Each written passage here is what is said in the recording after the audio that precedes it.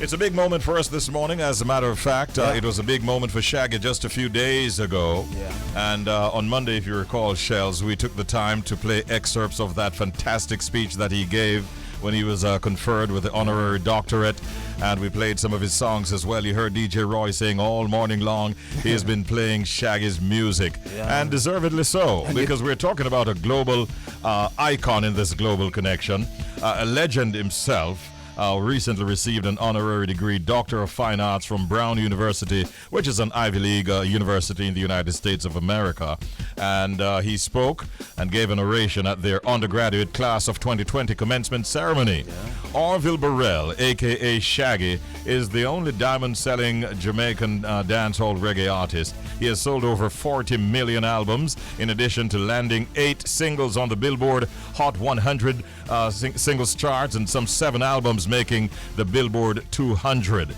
He has also recently released his new album, Come Fly With Me, and that's a song with 17, in fact, produced by 17-time Grammy Award winner Sting. All of that will form part of our discussion, and we welcome the big man himself, the living legend, Shaggy. Good morning, Shaggy. Greetings, Shaggy. Greetings. I don't know if I have to turn this right or left. Right, and them Zoom thing, but so it go. Yeah. Hi guys, how you doing? We're here, bro. Congratulations, boss. Yeah. Thank you, man. Much love and respect. Thank you. Give thanks. I'm gonna tell you straight up. I'm a very proud Jamaican. I'm going in fan mode right now here, so because I'm just simply very, very proud of what you did, proud of the honor, and extremely pleased with how it all turned out. Shaggy, are you feeling that vibe? No, yeah. To be honest with you, it kind of, this whole thing kind of happened within a week of, obviously it was Memorial Weekend, the whole Memorial Week, and it was the week of release of my album, Come Fly With Me with Sting. So there were a lot of preparation. We had a concert, a one-night only concert at Blue Note, which we extensive rehearsals, and then we had, every morning was early, we did Good Day New York, we did New York, Good Morning America. We also did Elvis Duran in the morning. We did Sirius XM, and we did also, it was our morning show. So it was just overwhelmed with promos and stuff like that with me and Sting running up and down. Mm-hmm. And then at the end of it, to go into this whole Brown situation at the, so it was, I didn't have time to wrap my head around it. I literally kind of put the speech together literally the night before I was even working, trying to just get it all together to try and make it happen. So no, it's starting to sink in, to be honest with you. Wow. Yeah. Yeah. Greetings once again, Shaggy. Shells here. Now, I have to say this right off the bat. As a young Jamaican, just like Richie said, very proud. It's a very proud moment. But gents, I have to admit this. So when I was pre in the speech and mids in the speech, I couldn't help but feel a little guilty. And let me explain why. I was wondering, as a Jamaican, am I complacent when it comes to the appreciation of my culture? You understand what I'm saying? Because, and I wonder if artists struggle with that when they go out into the international scene to represent our culture. Do they feel like, okay, am I being appreciated back home? Does that affect you, Shaggy? Does that affect other artists? It has been a thing for years now. You look at the great Bob Marley, who wasn't really, it's after Bob Marley that people in Jamaica started to realize the magnitude of what Bob Marley has done. I'm not saying I'm in the Bob Marley in a sense because, but it's good to be in that company. Mm-hmm. It's a thing where we normally happen. Sometimes, familiarity breeds content. Mm-hmm. So when you become very familiar with people don't sometimes will not realize what it has done. But just like Bob, the world is watching, and after a while, people just kind of get it, realize. And some of it is not because of maliciousness or anything like that. You're just familiar, and a lot of people just never born in at them time. They really see what really are going on. You know what I mean? So some of the privileges they would have.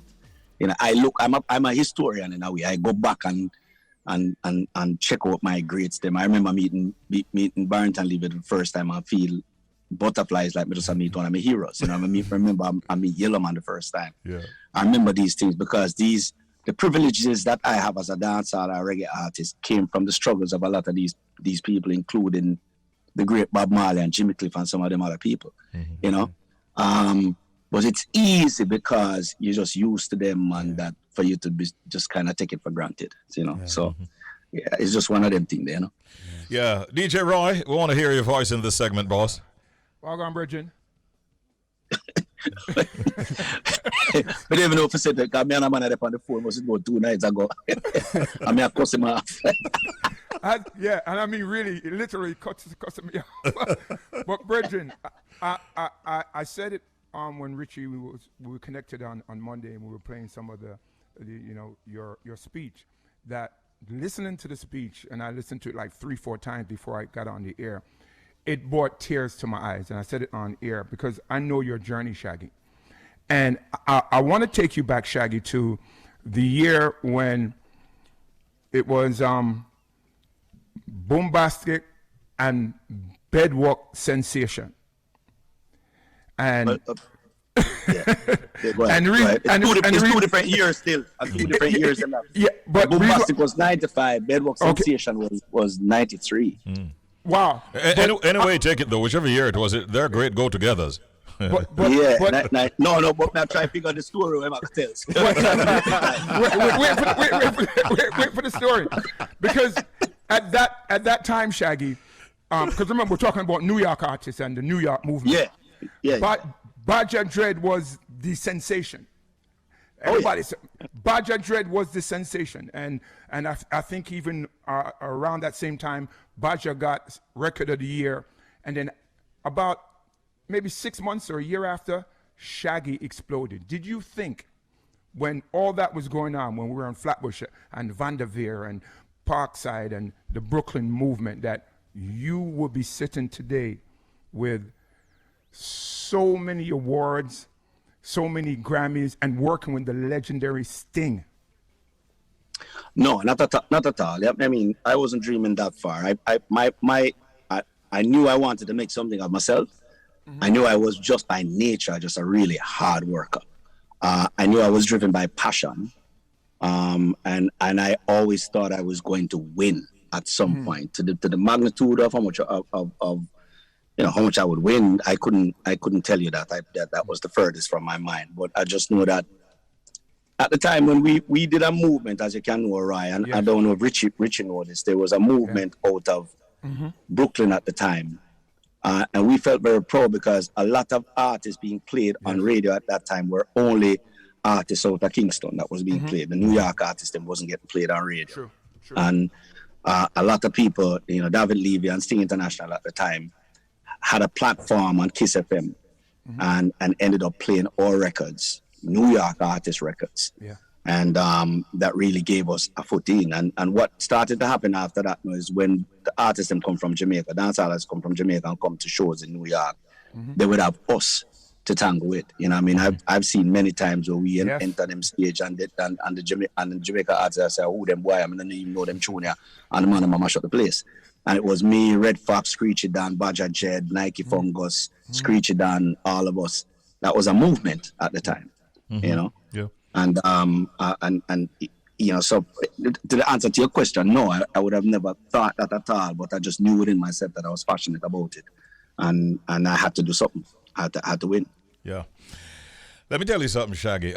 We know you to be an exceptional performer, a great recording artist, and all of that. But becoming a speaker, holding our attention like that for several minutes, I was going to be expecting for you to, tell us about your experiences, and you did.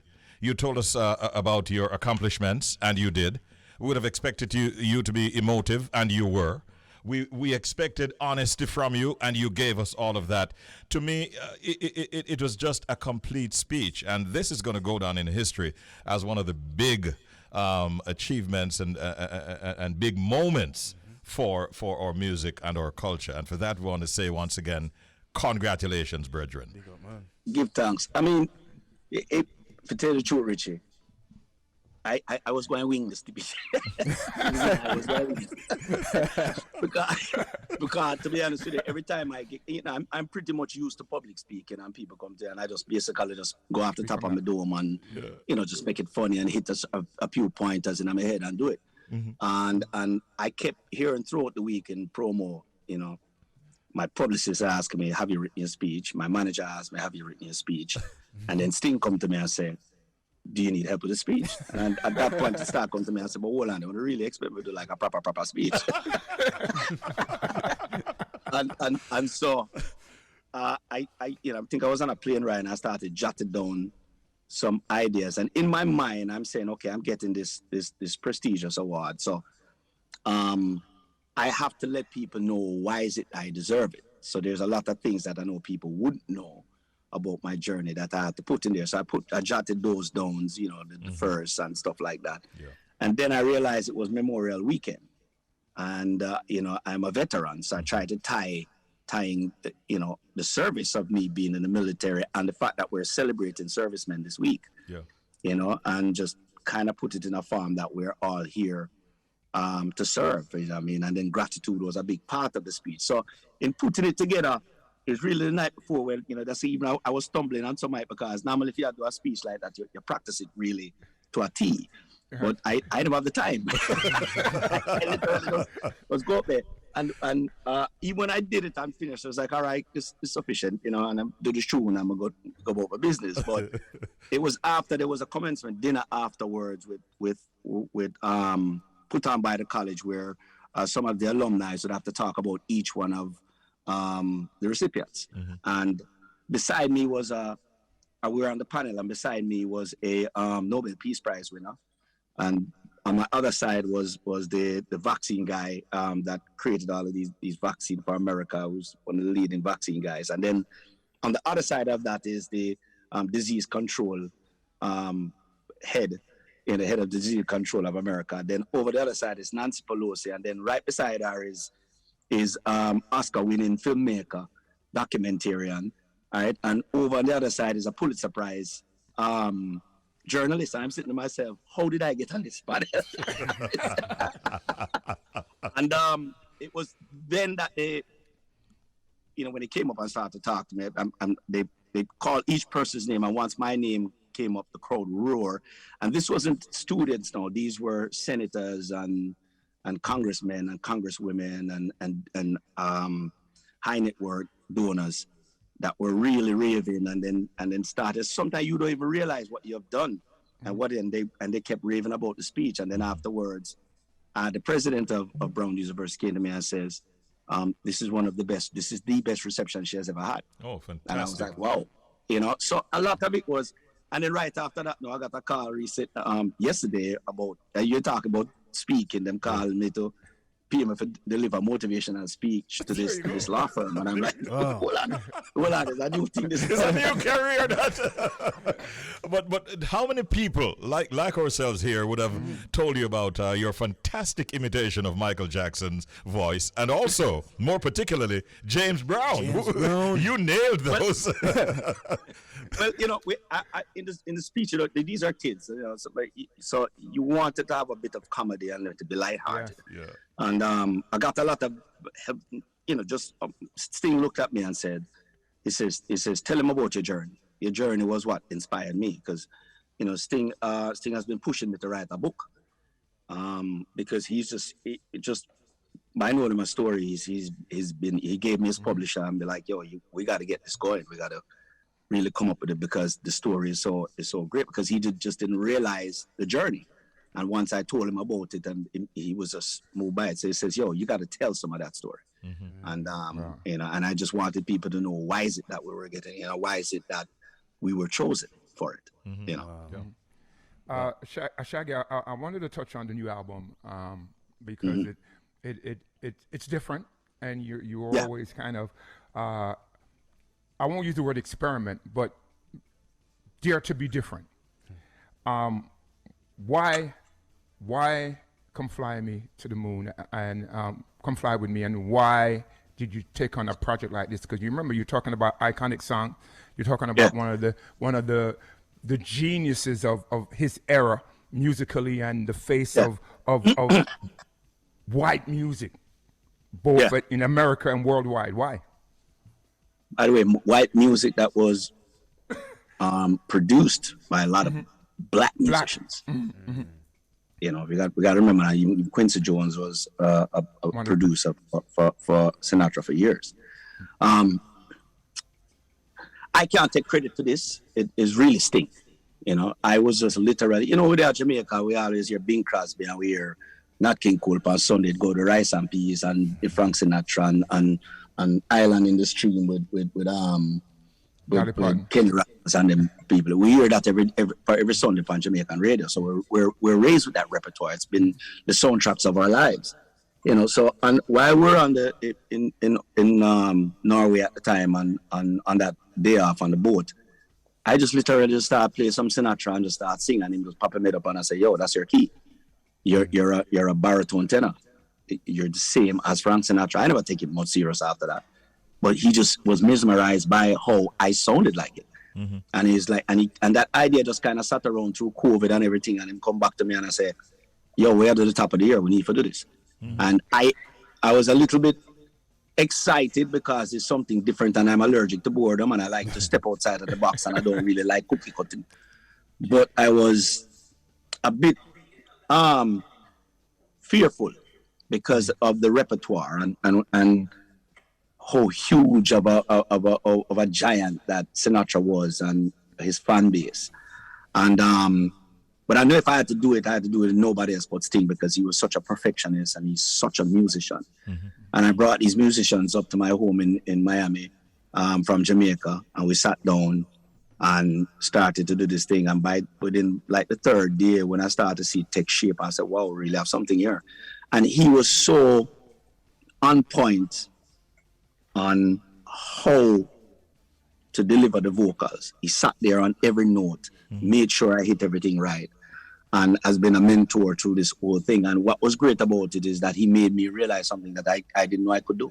Mm-hmm. Yeah. And that is still all the while. It's always, like I said, it's the brother I never know I needed. This brother that pushed me for the things where me never in a million years that do. Mm-hmm. And even in accepting this Brown thing, and you know, he was just right beside me throughout the whole thing, called me right afterwards, was on it, you know, just telling me what to do. You know, even when I was doing we're promoting it, he's looking at me and say, this repertoire, you have to dress a certain way, you have to do a certain. I mean, it's you know, it's just things that me myself we you know, I just take for granted. Yeah. But he's so attentive to details, you know, where it is concerned, and the outcome, and because it was reggae, you know, Lenky was a big part of it also. You know, in cutting out those quarter notes, certain notes, because most of Jamaica reggae songs them is you know, 2-chord. You know, this is 4 and 5 chord, you know, movements that will make it so. Yeah, it can make it so uncanny. But they pick the right amount of notes to actually and take out certain movements to make it work, and it just came out really, really. I'm very, very proud of it, man. Yeah. It really, really, really good, man. I haven't seen the album or gotten the tracks yet, but is My Way on it? No, he didn't want to do too much of the part. We did about 5. I think we did like That's Life, Luck Be a Lady, Come Fly With Me, and Fly Me to the Moon. Those were really the popular ones. The rest of them were a lot of great songwriting album track, because he wanted to showcase a lot more of the Frank songs that were just well written. Okay. You want to feel like an album and not like a greatest hits. Okay, you know? Got you. And that's why we did. But I mean, it's an incredible listen. Come Ryan, you must. That's the thing I don't like with Ryan. Ryan is not a man of sharing. You know how long I give Ryan the album. You should have it a long time. He's a brother where come on my studio, come sit down all the night time, and I wait. And I said, he's so obsessed with being first. Play everything. Yeah. Right? And then him I gonna play everything I want to play for a whole month. Take time with him. He does share. He does share sometimes. Let me also, man. I said, Shaggy, let me also say this, Shaggy. You know, sometimes you take things for granted. I used to, you know, we could always drive over to Shaggy's house. I even ride my bicycle over to Shaggy's house. That's how close he was. Yeah. And sometimes he would call me and say, boss, you know, come listen to some song. And it was just hard for me.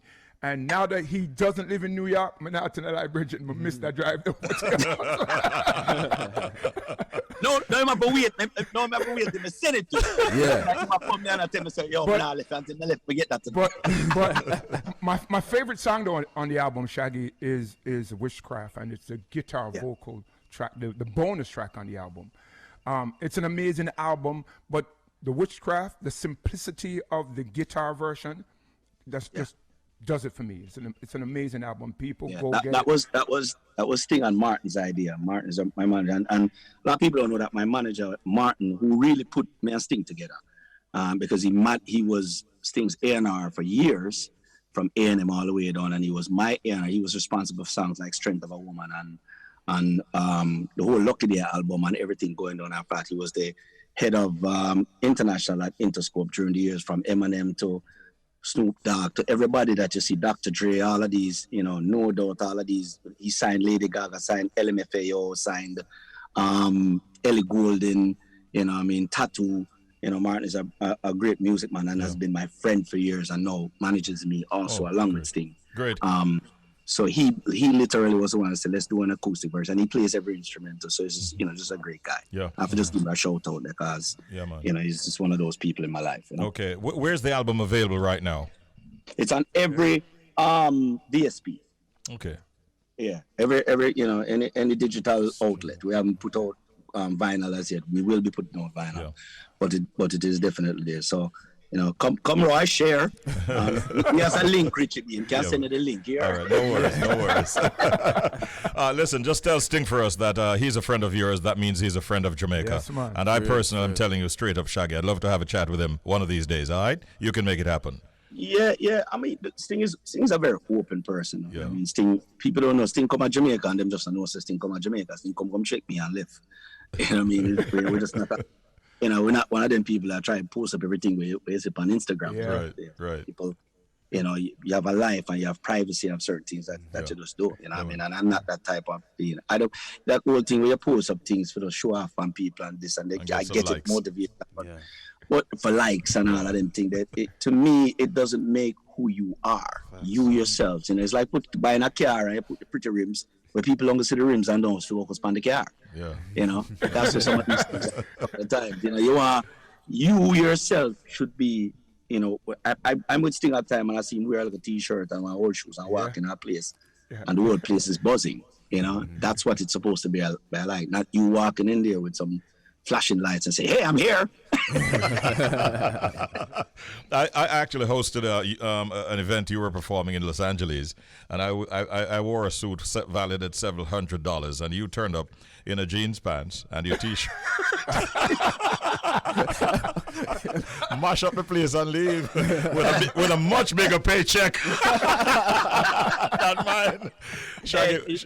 I've seen that happen so much times. And then afterwards, you realize that it should be just about you. Yeah. And that's what the stardom is. You have to really create that within yourself. That when you walk into these places, you command or respect and you command that vibe. You know what I mean? You look at Bob Marley. He's not a man who used to wear a jewelry and a decent drive, like a old car more time and boom. But his presence when you walked into a room was a whole different situation, and that's what you have to build, is really building your repertoire and building your brand. Definitely. To that level, Shaggy, we're out of time, but listen, congratulations again, man. Good luck with the album. I'm sure that I'll get my hands on it very, very soon. Roy will make sure of that, and I'll give it my usual support. Enough respect, my brethren. Congrats again, and all the best. Here's sir. Respect, Shaggy. Thank you, Richie. All right. Much love, brethren. Yeah, man. Wow. Man. Yeah.